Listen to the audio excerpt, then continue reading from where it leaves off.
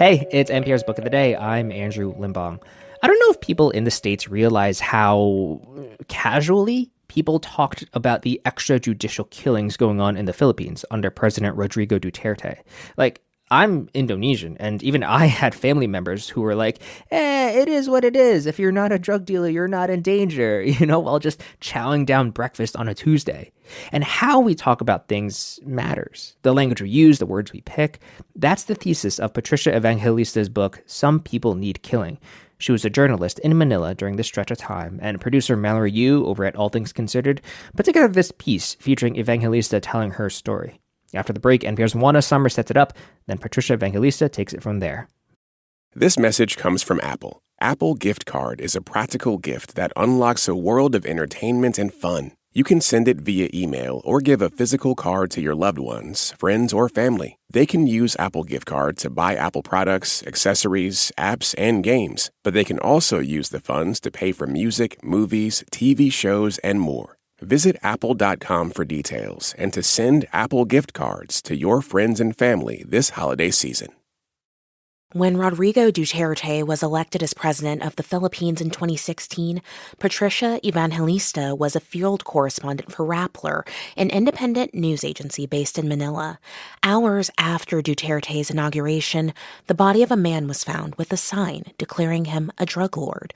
So began years of reporting on the thousands of people who died as a result of Duterte's war on drugs and the thousands more who were left behind.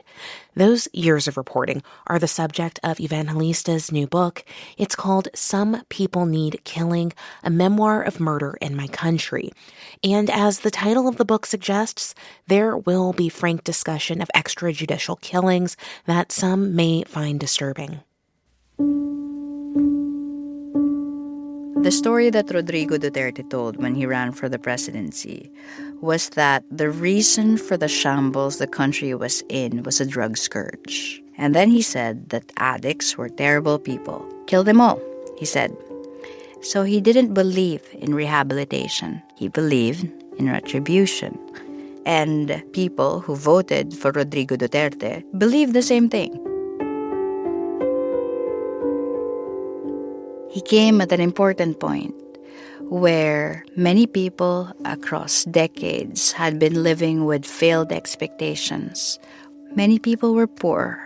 Many people were frustrated. Duterte came in and said, I know what's the problem and I will fix it for you.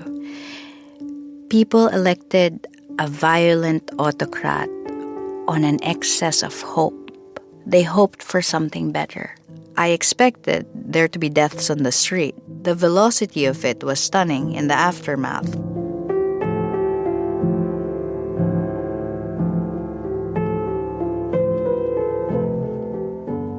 I really understood it one evening when we were told there was a death at a 7-Eleven, and we got into the cars and we raced to the crime scene, and we were outside the 7-Eleven and there was no body. Then we understood it was a different 7-Eleven, so we went down, covered the body, counted the bullets, that sort of thing. And then we got another alert. There was a body in front of a 7-Eleven. And then we said, we're here.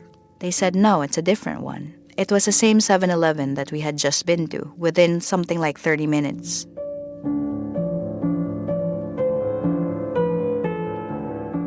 The reason for me that I understood how enormous this was, the sudden change in conscience, in morality, in perspective in my country, is that according to the witnesses, the man who was killed, he was standing in front of the store. His killer walked up to him, shot him, and then walked away.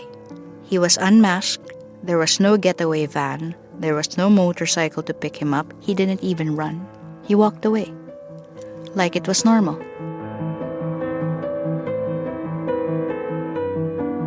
You have to listen to the language to understand how normalized it is for everyone else on the ground. So words like salvage, to the rest of the world, that's a hopeful word. Salvage means to save, to rescue. To us, salvage meant to kill in a very particular sort of way, where they are left as scarecrows in the aftermath, that they are warnings to other people.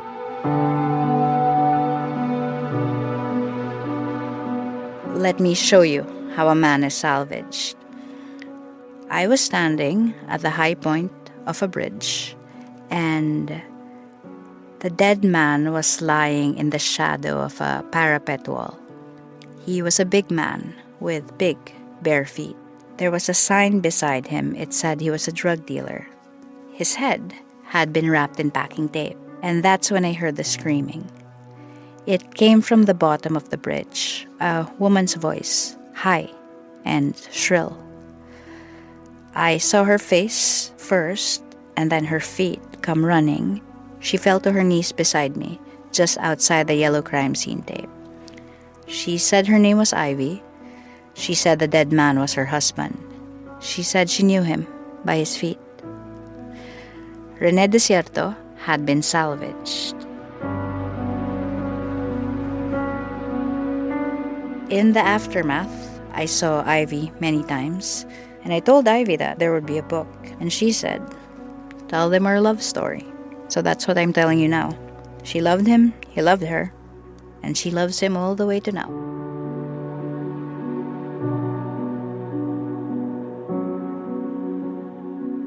For me, I want to keep a good record. I want to honor the people who told me their stories.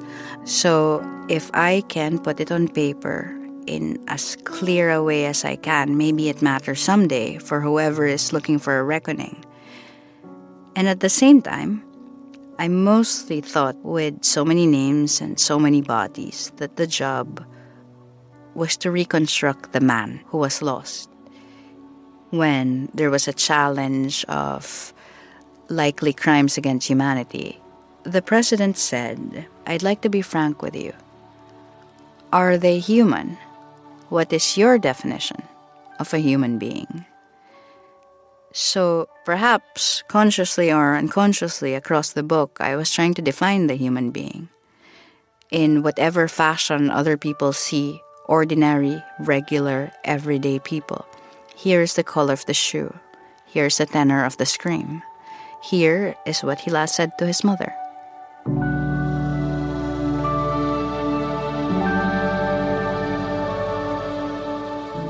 What I learned writing the book is that language matters, and that language builds realities. All over the world, charismatic men and women will tell stories. And sometimes we laugh because it's funny. And sometimes they'll say some things that are dangerous, but not dangerous enough. And then maybe we'll applaud. And then they'll say something a little more dangerous, like maybe kill a drug dealer. And then later maybe kill a journalist, maybe kill an activist.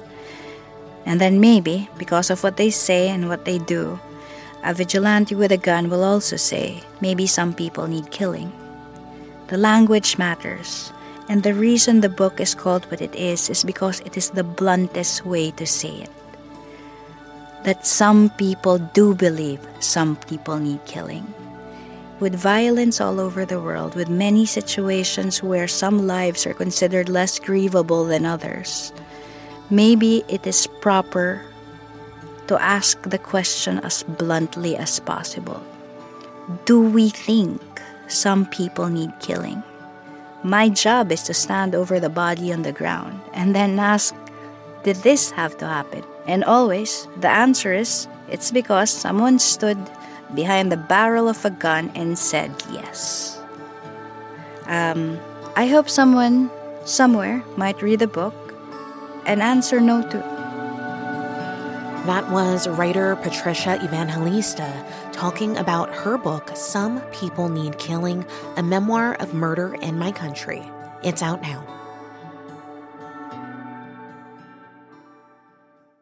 So before we wrap up the show, we want to take a minute to say thank you so much to our new Book of the Day Plus supporters and anyone listening who donates to public media. The NPR network depends on your contributions. If you're not a supporter yet, right now is a great time to join our mission to create a more informed public. You can make a tax-deductible donation to your favorite station or stations, and you could subscribe to Book of the Day Plus and get sponsor-free listening to this show. Your donation today funds the news and podcasts that expand your horizons, connect you to exciting ideas and people, and inspire you every day. We love bringing you the Books We Love collection every year, and we want to be able to keep doing that in the years to come. So please donate today at donate.npr.org/books or explore NPR Plus at plus.npr.org. Thanks.